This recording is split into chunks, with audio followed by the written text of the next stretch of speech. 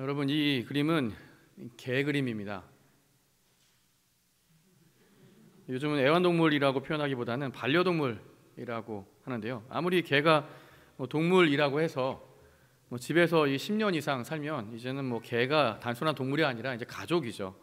예전에 저희 옆집에 살던 분이 이사를 가게 되었어요.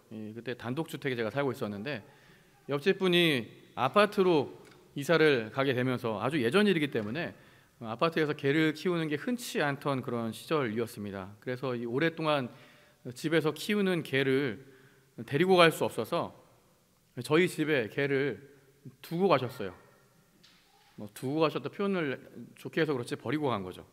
그 개 이름이 지금 아까 여기 나왔던 찡이였습니다. 찡이. 제가 아직도 그 이름을 기억을 해요. 찡이. 이 개는 아니지만 하여튼 찡이였습니다. 제가 저희 집에도 개를 키우고 있었는데 그 옆집에서 온 개라고 좀 더 각별히 신경을 써 주었습니다. 하지만 여러분, 개도 감정이 있다는 거 아시죠? 감정이 있어요. 이 개가 이제 주인 가족과 헤어졌잖아요. 버려졌잖아요. 그게 슬펐는지 정말 3일 동안은 아무것도 먹지도 않고 마시지도 않고 저렇게 아까 저 표정으로 시무룩하게 그냥 엎드려만 있더라고요. 잘 움직이지도 않고. 버려졌다는 아마 그 슬픔이 굉장히 컸던 것 같아요. 그렇게 이제 2주 정도가 지났어요. 2주 정도 지났는데 어머니께서 마침 이게 집 대문을 잠시 열어놓은 사이에 이 개가 어떻게 했을까요? 집 밖으로 뛰쳐나갔습니다. 그 틈을 타서. 제가 이제 집을 나가서 집을 어디 가겠어요? 아파트로 이사간 주인을 찾아갈 수도 없고 그 개를 찾으려고 제가 온 동네를 계속 열심히 돌아다녔지만 그 개를 찾을 수가 없었습니다. 물론 이제 그 개가 어떻게 이후에 주인을 찾아갔는지 어떻게 됐는지 우리 알 수 있는 방법이 없었어요. 그 이후로 한 번도 볼 수 없었죠. 하지만 중요한 것은 사람이나 개라고 할지라도 이 이별이라고 하는 것은 참 슬픈 일이라는 거예요. 주인과 이별하는 것, 또 개와 이별하는 것이 참 슬픈 일입니다. 우리는 지금 다양한 이별을 경험하고 있습니다. 사랑하는 반려동물과 이별하는 것도 참 슬픈 일이에요. 사람과 때로는 이별하기도 합니다. 지금도 우리 장례 중인 우리 장로님 가정도 있지만 이렇게 사랑하는 가족이 남편이 사랑하는 가까운 우리 사람이 먼저 세상을 떠나는 것도 사실 정말 가장 슬픈 이별이죠. 아마 이 가장 슬픈 이 사별만큼 아프고 힘든 시간이 없다고 합니다. 우리는 이렇게 크고 작은 지금 이별들을 경험하고 있습니다. 오늘 본문을 보면 우리는 또 다른 이별 사건을 한번 만나게 되는데요. 바로 오늘 아브라함과 롯이 이별하는 이야기입니다. 아브라함과 롯이 이별을 해요. 여러분, 왜 이 둘 사이가 헤어지게 되었을까요? 이 아브라함과 롯 사이가 여러분 원래 어떤 사이입니까? 아브라함과 롯은 삼촌과 조카 사이입니다. 롯은 아브라함을 아버지처럼 따랐어요. 왜냐하면 롯의 아버지가 하란인데 하란이 일찍 세상을 떠났기 때문입니다. 그러니까 고아였어요. 마침 아들이 없던 아브라함이 형의 아들이었던 조카 롯을 가족으로 받아들이고 아들처럼 잘 키우고 양육했던 것으로 보입니다. 창세기 12장에 보면 하나님이 아브라함에게 너의 고향과 친척과 아버지의 집을 떠나라 이렇게 말씀하실 때 그때 사실 조카였던 롯은 함께 데리고 떠납니다. 사실 롯은 친척이었는데 그럼에도 롯을 데리고 떠날 정도로 아브라함에게 있어서 롯은 각별한 그런 사람이었습니다. 특히 그 당시 시대 상황이 그럴 수밖에 없었어요. 이 수천 년 전에 이 고대 사회에서 대를 이어야 할 아들이 없는 것은 정말 부끄러운 일이었습니다. 근데 아브라함의 아들이 없잖아요. 그래서 아브라함이 사실 롯을 좀 의지했던 거죠. 아들 삼으려고. 그래서 고향과 친척을 다 떠나라고 하는 이 하나님의 명령에도 불구하고 이 조카 롯만은 떠나보낼 수 없었던 거예요. 얘는 아들 삼아야 되니까. 이렇게 굉장히 각별한 사이였죠. 그래서 아브라함이 오늘 우리가 짧은 사실 12장과 13장 사이가 짧게 우리 기록되어 있어서 우리 다 알 수 없지만 이 아브라함이 고향을 떠날 때에도 롯이 함께했고 애굽으로 가거든요. 애굽으로 갈 때에도 롯이 함께했고 애굽에서 다시 원래 떠났던 그 베델로 돌아오게 되는데 그때에도 역시 롯이 계속 아브라함과 동행하라고 함께합니다. 굉장히 오랜 시간 동안 이렇게 함께하는 운명 공동체가 된 거예요. 아브라함의 계획 속에는 언젠가 이 롯을 자신의 아들로 삼아서 내 후계자로 삼아야겠다, 대를 이어야겠다라는 그런 마음도, 그런 계획도 있었을 것입니다. 하지만 여러분, 우리가 이렇게 많이 사람이 마음으로 계획을 해도 그 걸음은 하나님께서 인도하시는 말씀처럼 사실 아브라함의 이런 계획과는 달리 하나님께서 아브라함의 이 대를 이으시기 위한 또 다른 계획을 가지고 계셨어요. 오늘 본문에 보면 이 아브라함과 롯이 베델 부근에 도착을 합니다. 베델에 도착해요. 이게 처음에 이제 고향과 친척과 아버지의 집을 떠나서 처음 이제 제단을 쌓고 예배했던 곳인데, 애굽으로 갔다가 다시 이제 베델로 돌아오게 돼요. 근데 6절을 보면 이 베델이라고 하는 이 땅이요, 사실 그렇게 좀 크고 좋은 땅은 아니었던 것 같아요. 이 아브라함과 롯이 함께 거주하기에도, 머물기에도 비좁은 땅이었습니다. 왜냐하면 이 아브라함과 롯이나 직업이 뭐냐면 목축업이었어요. 목축업. 소나 양과 같은 가축들을 먹이는, 그렇게 키우는 그런 직업을 가진 목축업이었어요. 지금도 여러분 이스라엘에 가면 이런 사람들이 존재합니다. 이 베두인이라고 하는 종족인데, 베두인족, 이 사람들이 유목민, 지금도 이스라엘에 가면 이스라엘 광야 이런 쪽, 아랍 이런 쪽에 가면 베두인족이라고 있어요. 베두인족. 이 사람들이 유목민들이에요. 이 사람들도 지금 아브라함하고 그때 이후로 아브라함과 같이 똑같이 이렇게 낙타를 치며 소나 양을 치면서 이 풀을 찾아 돌아다니는 이런 사람들이 지금도 있습니다. 유목민. 근데 아브라함과 롯이 이런 직업이었다는 거예요. 근데 이 소나 양과 같은 가축들을 먹이기 위해서는 물도 풍부해야 됐고 풀이 좀 있는 그런 지역을 찾아서 돌아다니는 거예요. 근데 아브라함과 롯에게 각각 자기들이 돌보는 재산, 이 양과 소들이 있었습니다. 근데 지금 도착한 이 베델이라고 하는 지역, 베델이라는 지역도 지금 사진에 보시면 알지만, 물론 글쎄요, 그 당시에 비해서 좀 더 훨씬 더 지금 낙후했겠지만, 베델이라는 지역이 원래 그렇게 풀이나 물이 풍부한 그런 지역은 아니었습니다. 그래서 이게 아브라함과 롯이 함께 거주하기에는, 오늘 성경 말씀대로 여기서 양을 돌보고 소를 치고 하기에는 좀 이게 풍부한 지역은 아니었던 거예요. 그러다 보니까 여러분, 이게 먹을 게 없어지고 마실 게 없어지면 어떤 일이 일어나나요? 갈등이 일어나요. 갈등이. 뭔가 부족하면 항상 갈등이 생깁니다. 오늘도 아브라함과 롯 사이에 이제 감정의 골이 깊어지기 시작해요. 오늘 말씀해 보면 표면적으로는 아브라함의 집의 하인들과 롯의 하인들이 다투었다 이렇게 하고 있지만, 사실은 내면적으로 보면 아브라함과 롯 사이가 점점 벌어지고 있는 것을 이렇게 이제 표현을 한 거예요. 사실 물론 이런 갈등이 제가 생각하기에는 아브라함이 먼저 좀 일으킨 갈등인 것 같지는 않고, 롯이 뒤에 보면 굉장히 이기적인 선택을 하지 않습니까? 삼촌을 뒤로 하고 자기 먼저 좋은 땅을 택해서 가는 이런 이기적인 이런 모습을 보면 아마 롯이 좀 이렇게 문제를 계속 제기하고 이랬던 것 같아요. 결국 이렇게 사소하게 갈등이 깊어지고 다투고 하는 이런 문제 때문에 이 아브라함과 롯이 갈라서기로 결정한 것입니다. 오늘 그 과정을 오늘 본문에서는 이렇게 표현하고 있어요. 9절 말씀입니다. 9절 말씀 볼까요? 9절 말씀 보시면, 내 앞에 온 땅이 있지 아니하냐, 나를 떠나라. 이게 아브라함의 말이죠. 그리고 11절에 보면 결국에 그들이 서로 떠나게 됩니다. 헤어지게 돼요. 빠이빠이. 여러분, 집에서 키우는 개와 헤어져도 굉장히 슬픈 일이라고 했잖아요. 근데 여러분, 오랫동안 함께했던 이 조카 롯을 떠나보내는 아브라함의 마음은 어땠을까요? 조카 롯은 모르겠어요. 오히려 속 시원하게 떠났을지 모르겠지만, 이 조카 롯을 정말 아들 삼으려고 했던 이 조카 롯을 떠나보내는 아브라함의 마음이 어땠을까요? 굉장히 마음이 아프지 않았을까 싶습니다. 이 애리조나 대학교의 심리학과 데이비드 스바라라는 교수님이 이런 말을 했대요. 그분이 이별에 대한 심리를 좀 분석을 하는 분인데, 이 대부분의 사람들이 사랑하는 사람과 이별한 뒤에 굉장히 극심한 심리적인 고통을 겪는다고 합니다. 굉장히 그러니까 이별이라고 하는 것이 굉장히 심리적으로 고통스러운 일이라는 거죠. 하지만 여러분, 이별은 겪은 수많은 사람들 중에서 이 아픔을 이기지 못하고 견디기 힘들어하는 사람도 있지만, 또 반면에 이 이별의 아픔을 잘 견뎌내는 그런 사람도 있대요.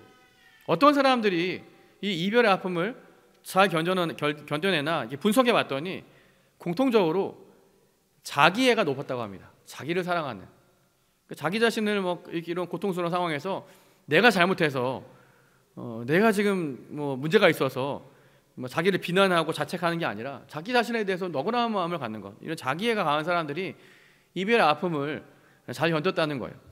그럼 여러분, 오늘 아브라함 같은 경우에요, 지금 사랑하는 조카 롯을 떠나보낸 이 이별의 아픔을 겪고 있는 아브라함은 과연 이 이별의 아픔을 어떻게 이겨냈을까요? 아브라함도 자기애가 강한 것일까요? 아브라함이 막 자기 자신을 사랑하나요? 뭐 그런 것 같지 않습니다. 사실은 오늘 아브라함과 롯이 헤어지는 이것은 사실 뭐 둘 사이에 뭐 갈등이 있어서가 문제가 아니에요. 그러니까 실제로 그러니까 이 갈등이 있기 때문에 헤어진 게 아니죠. 이 모든 것은 사실 하나님의 뜻을 이루기 위함입니다. 그러니까 아브라함에게 하나님의 자기의 애가 아니라 하나님의 자비, 하나님의 은혜가 나타나게 하시기 위한 하나님의 방법이라는 거죠. 아브라함이 롯을 자신의 후계자로 삼으려고 했습니다. 하지만 여러분, 큰 안목, 이 하나님의 관점에서 보면 만약에 아브라함이 롯을 자신의 후계자로 삼으면 이것은 하나님의 뜻에, 하나님 약속에 어긋나는 일이에요. 왜냐하면 앞서 우리 창세기 12장 말씀, 우리가 자주 보는 말씀인데 12장에 보면 하나님이 주신 약속에 의하면 하나님은 아브라함의 씨를 통해서 내가 너를 통하여 큰 민족을 이룬다 이렇게 말씀하셨는데, 아브라함의 씨를 통해서 큰 민족을 이루는 것이 하나님의 뜻이었기 때문에 그래요. 물론 여러분, 롯이 조카이긴 합니다. 혈연입니다. 하지만 분명히 말하면 아브라함의 씨는 아니에요. 아브라함에게서 난 아들은 아니죠. 그렇기 때문에 이 롯은 하나님의 이 약속이 이루어지는 통로가 될 수 없는 거예요. 그러니까 탈락이죠. 더 나아가서 사실 이 롯을 떠나보내는 것, 롯과 이렇게 헤어지는 것은 이 하나님 말씀에 순종하는 일이 됩니다. 사실 앞서 창세기 다시 12장 그 1절에 보면 너의 고향과 친척과 아버지의 집을 떠나라라는 명령은 사실 롯 하나 때문에 지켜지지 않는 거예요. 친척을 떠나지 못하고 있거든요. 그런데 아브라함이 롯을 떠나보내는 이 사건은 이제 하나님의 뜻을 이루는, 하나님의 어떤 아브라함에게 향한 하나님의 명령을 온전히 이루는 그런 중요한 사건이 됩니다. 여러분, 이 떠남과 떠나보냄, 이게 여러분 하나님이 우리를 인도하시고 우리를 다루시는 굉장히 중요한 방법이에요. 아브라함에게 있어서 하나님의 인도하심이 바로 이 떠남과 떠나보냄을 통해서 나타났어요. 옛사람과 옛습관을 떠나보내는 것, 너의 고향과 친척과 아버지의 집을 떠나는 것, 또 롯을 떠나보내는 것, 이게 하나님이 아브라함을 다루시고 인도하시는 방법이었어요. 여러분, 이스라엘 백성들에 대해서도 마찬가지입니다. 이스라엘 백성들에게 하나님의 인도하심이 어떻게 나타났나요? 애굽에서 떠나는 것부터 하나님의 인도하심이 나타나지 않습니까? 아마 이스라엘 백성들의 마음에는 좀 이제 광야 생활이 한 몇 개월 지나다 보니까 이게 만만치 않은 거거든요. 힘들거든요. 그러다 보니까 애굽에서의 생활을 막 그리워하기 시작했어요. 우리가 떠나는 게 아닌데, 떠나는 게 잘못이 아닌가? 여러분, 그 안락함과 이 애굽에서의 생활을 그리워하는 이스라엘 백성들을 위해서 하나님이 택하신 방법은 40년 동안 광야에서 이 떠남 훈련을 시키는 거예요. 완전히 떠나갈 때까지. 이 애굽이라는 사실 이런 어떤 정신으로부터, 이 뭐 기억으로부터 완전히 떠날 때까지 40년 동안 광야를 돌리신 거예요. 이게 바로 떠남 훈련입니다.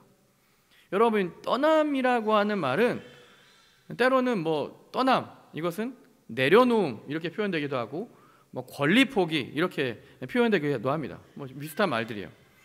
여러분, 이 지금 저기 책에 있는데 이 내려놓음이라는 책 여러분 아시죠? 그 이용규 선교사님이 쓴 책입니다. 이 이용규 선교사님이 내려놓음만 쓴 게 아니에요. 뭐 그 이후에 뭐 더 내려온 놈도 쓰셨고, 또 그 이후에 쓰신 책이 떠남이라는 책이 있습니다. 실제로 뭐 이 비슷한 내용이에요.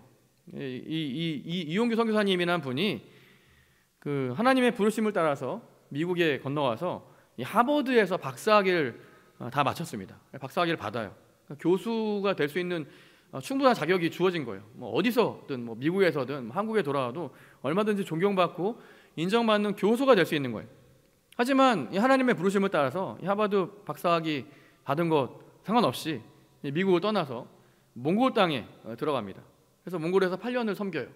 그게 이제 뭐 내려놓음에 대한 어떤 그 책의 내용이죠. 근데 몽골에서 이제 8년을 섬긴 뒤에도 또 하나님의 부르심에 순종해서 이제 인도네시아로 떠나게 됩니다. 이제 그 과정이 이제 떠남이라는 책에 잘 담겨 있어요. 그러니까 사실 이 내려놓음, 이 떠남은 같은 말이에요. 떠남이라고 하는 것은 내 안에 갖고 있었던 지금까지의 모든 그 경험들을 다 비워내는 것이래요. 이건 뭐 제 말이 아니라 그 이용규 선교사님의 말입니다. 내 안에 쌓인 것들을 비우고 정리하면, 뭐 내려놓으면 하나님께서 예상하지 못한 방법으로 채우시고 인도하신다라고 말씀하십니다. 아브라함도 마찬가지예요. 다시 오늘 말씀으로 돌아와서 아브라함이 여러분 해야 되는 일은 떠나는 것입니다. 떠나 보내야 했어요. 오늘 롯을 떠나 보내는 것이 하나님의 뜻이었습니다. 그러니까 아브라함이 정말 아쉽고 슬픈 일이지만 롯을 떠나 보내는 것은 하나님의 뜻이에요. 여러분 이후에도 아브라함에게 뭐 이때만 롯 같은 사람만 떠나 보냈습니까?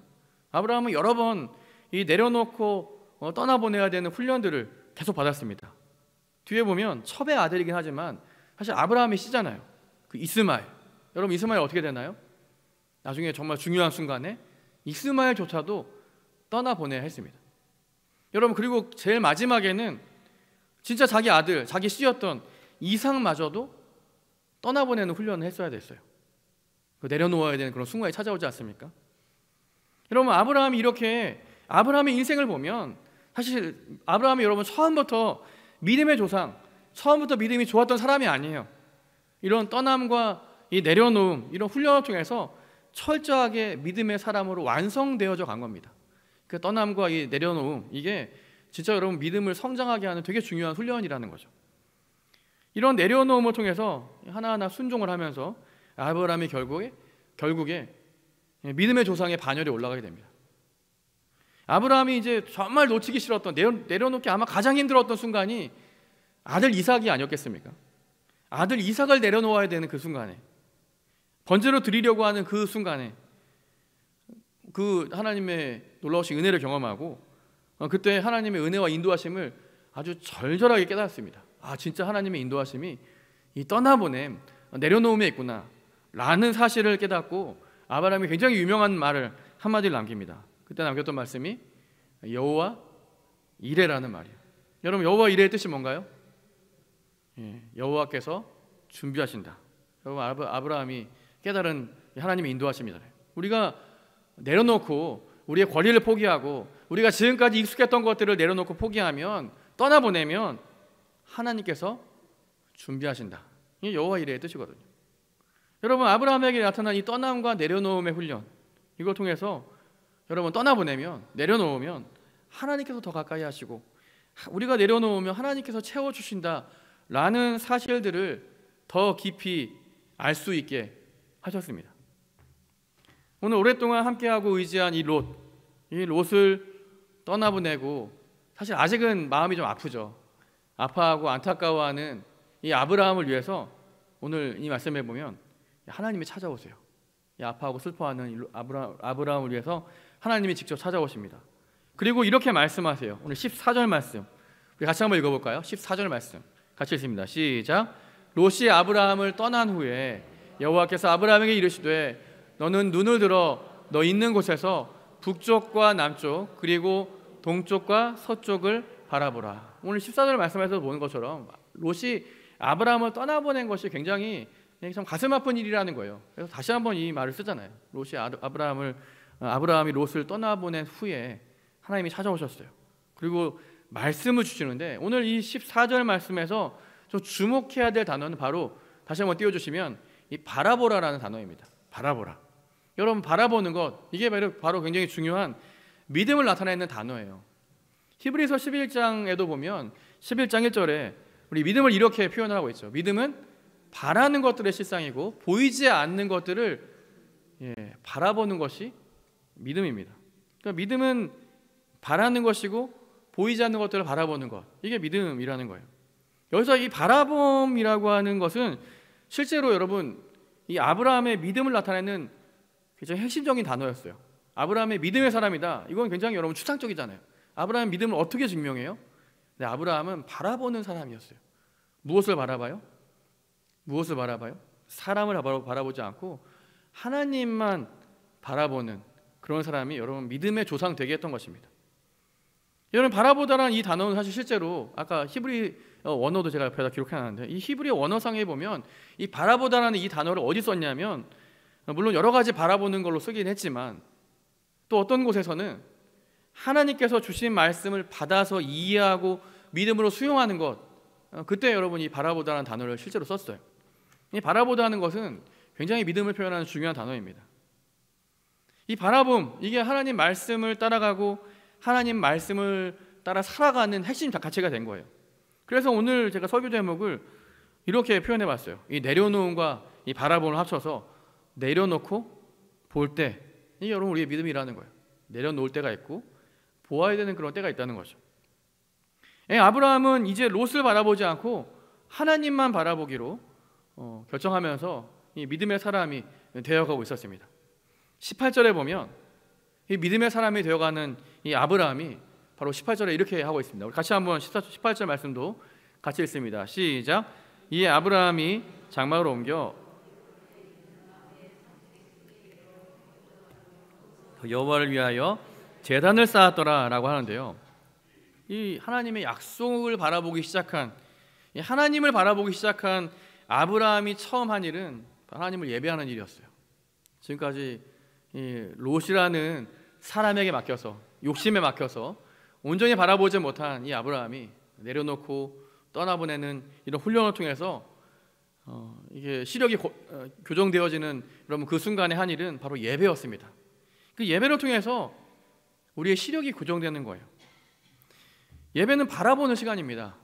예배는 하나님을 바라보고 우리의 상한 마음을 우리가 고침을 받고 우리 죄로 인해서 어긋난 우리의 시력이 교정받는 시간, 이게 바로 예배 시간이에요. 여러분, 예배라는 것을 현대인의 눈으로 보면 아무런 유익이 없는 굉장히 무익한 시간처럼 보입니다. 이 생산성과 효율성을 따지는 요즘 시대의 시각으로 보면 예배는 굉장히 시간 낭비예요. 시간 낭비. 예전에 저희 아버지께서 교회 안 다니실 때 종종 하셨던 말씀인데, 가만히 교회 가서 앉아가지고 찬송을 부르고 그 말씀을 듣고 예배드리면 떡이 나오냐 밥이 나오냐, 이런 말씀 되게 자주 하셨어요. 예배드리면 여러분 떡이 나옵니까? 밥이 나옵니까? 여러분 진짜 여러분 예배라는 것이 진짜 저희 아버지 말씀이 정확한 것 같아요. 예배드린다고 떡이 나오거나 밥이 나오진 않아요. 요즘 밥도 안 주잖아요. 여러분, 예배는 어떤 유익을 얻는 시간이 아닙니다. 예배를 통해서 우리 지친 마음이 힘을 얻고 건강을 보장받는 것이 아닙니다. 예배를 잘 드리면 잘 먹고 잘 살게 하나님이 우리에게 복을 주시고, 예배를 드리면 가정도 화목해지는 것이 아닙니다. 물론 그런 일이 있을 수 있지만 이것은 사실 기복신앙이죠. 내가 예배 잘 드리면 하나님이 나에게 좋은 것으로 갚아주시려고 생각하는 것은 기복신앙이에요. 예배의 원래 존재의 목적은 하나님과 만나는 시간, 이게 가장 첫 번째 목적입니다. 하나님을 영화롭게 하고 하나님을 즐거워하는 것, 하나님과 만나는 시간이 예배예요. 예배를 통해서 오늘 이 아브라함 했던 일, 이 롯이라고 하는 어떤 세속적인 시각, 이 세속적인 눈을 내려놓고 하나님 앞에 나와서 이제 롯을 다 떠나보내고 하나님 앞에 나와서 하나님만 바라보고 하나님을 만나고 하나님을 예배하는 이 시간을 드디어 아브라함이 회복하게 된 거예요. 여러분, 그런 의미에서 예배는 낭비하는 시간입니다. 무엇을 낭비할까요? 하나님과의 만남을 위해서 내 시간을 낭비하고 내 에너지를 낭비하고 내 재물을 낭비하는 이 거룩한 낭비의 시간들이 바로 예배의 시간입니다. 말씀을 정리하겠습니다. 제가 아는 안수 집사님 한 분이 계세요. 전북 고창에서 안과병원을 하시는 안과 의사 선생님입니다.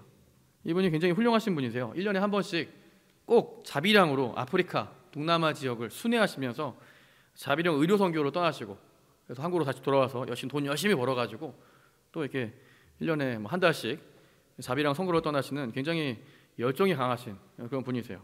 또 이분이 또 진료가 끝나면 병원에서 남는 시간에 성경 공부하고 혼자 하시고, 집은 서울이거든요. 서울에 계시다가 주중에는 고창에 가서 진료하시고, 또 남는 시간 있잖아요. 성경 공부하고 신학 서적 보고 하면서 정말 믿음으로 살려고 노력하는 굉장히 제가 존경하는 집사님입니다. 언젠가 한번 제가 집사님을 뵈려고 이제 고창에 한번 전북 고창에 내려갔습니다. 근데 마침 이 집사님께서 백내장 수술이 예약돼 있어서 수술이 끝나고 나서 점심을 함께 먹기로 했습니다. 그런데 기다리기가 심심하니까 저한테 2층에 가서 수술하는 장면을 좀 보라는 거예요. 자기가 수술하는 장면을 모니터 해보라고 권했습니다. 무슨 지금 점심 먹기 전에 무슨 수술하는 장면을 보라고 하나 싶어 속으로 굉장히 원망을 하면서 2층에 올라갔습니다. 2층에 갔더니 실제로 이 수술하는 집사님 수술하는 장면을 볼 수 있도록 이렇게 수술하는 장면을 클로즈업한 모니터가 이렇게 한 대 있더라고요. 가만 앉아서 이렇게 지켜봤죠. 집사님이 근데 워낙 이분이 뭐 수술에 아주 능하신 전문가입니다. 뭐 워낙에 선교 가서도 뭐 그 열악한 곳에서도 눈 수술하시고 그런 분이에요. 근데 전문가다 보니까 눈 수술을 굉장히 잘하시더라고요. 10분 만에 백내장 수술을 하는데 환자에게 눈에 아까 저거 지금 제가 갖고 온 사진에 보면 백내장 수술을 하는 과정이 거기 있습니다. 환자에게 흰자 부분에다가 작은 구멍을 내고 거기에 초음파 기구를 순식간에 넣고 삽입을 하고 거기에 백내장이 생겨 있는 수정체가 원래 깨끗해야 되는데 백내장은 그 수정체에 이렇게 뭐 스크래치가 생기고 뭐 문제가 생긴 거 그게 백내장이거든요. 그걸 다 이제 긁어내는 거예요. 흡입하는 거예요. 그리고 그 자리에 이 수정체와 똑같이 생기게 만든 인공 수정체를 삽입을 하면 이 백내장 수술이 완성이 되는 겁니다. 정말 깔끔하게 10분 만에 집사님이 정말 마치 기계처럼 수술을 잘 하시는 그런 모습을 보고는 존경스러워졌어요. 아, 이 대단한 일을 하시는구나 생각했습니다. 저는 그 수술 장면을 보면서 굉장히 믿음에 관한 중요한 교훈을 하나 배웠습니다. 그럼 믿음이라는 게 뭘까요? 믿음이라는 것은 이 세상의 유혹 때문에 죄로 인해서 흐려져 있는 우리 옛사람이라고 하는 수정체를 다 내려놓고 떠나보내고 하나님만 바라보는 믿음의 눈으로 교체하는 수술하는 그 시간이 여러분 바로 믿음의 여정입니다. 오늘 여러분 우리가 함께 이 예배드리는 이 교회라고 하는 것은 쉽게 말하면 영적인 안과 수술실이에요.